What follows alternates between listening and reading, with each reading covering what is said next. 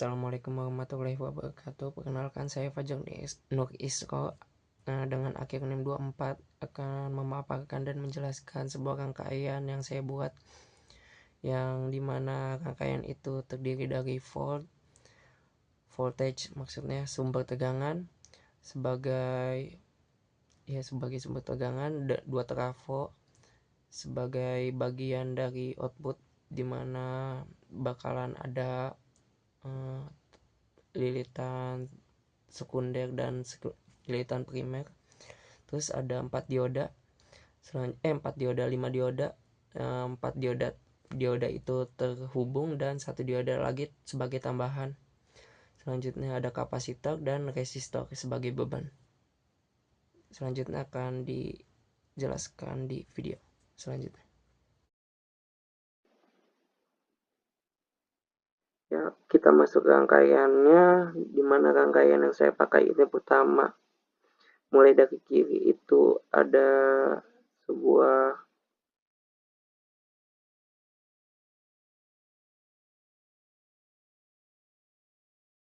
voltage atau sumber tegangan yang menghasilkan aliran listrik AC dari PLN.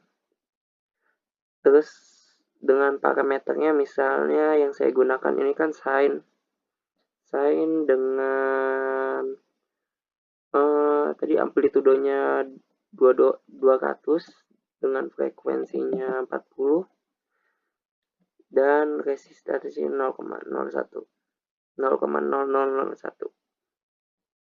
Selanjutnya ada trafo 2 yang terhubung, di mana L1 itu sebagai lilitan primer dan L2 itu sekunder bagian atas dan bawah.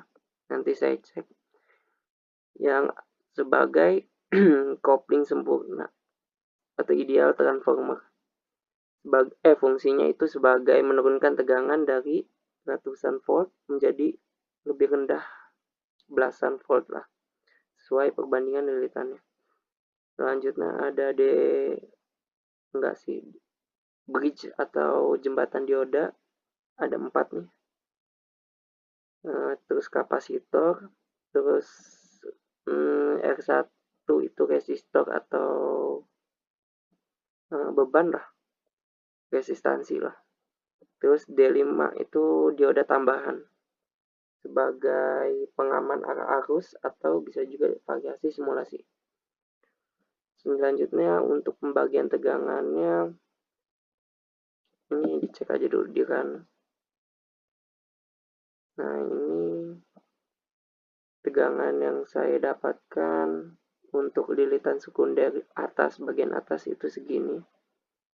Bagian bawahnya lilitan sekunder bagian bawah itu segini.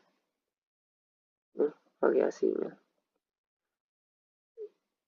Terus ini hasil lewat dari bridge-nya itu segini. Gimana caranya ya? Nah, ini dia. Terus kalau misalnya mau divariasiin boleh sih. Ini misalnya dijadiin 100 mikro atau mu.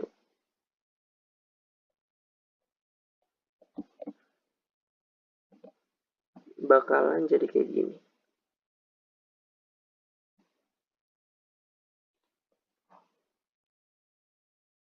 Pokoknya gitu deh.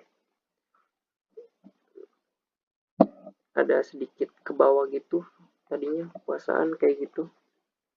Nah, ini nih penyebabnya lagi. Ini kapasitor ini berpengaruh sebagai menghilangkan nilai nol yang dihasilkan oleh dioda bridge ini.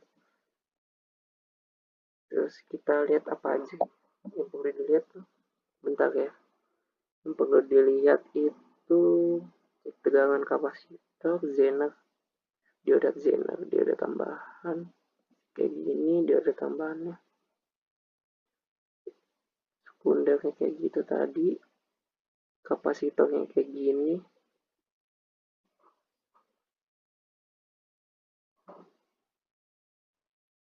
Terus apa lagi sih? uji masih rangkaian. Udah kali ya ini aja kayak gini.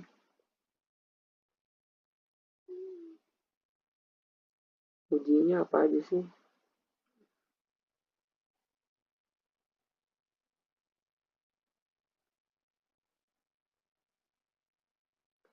Ya itu aja deh kayaknya yang diuji.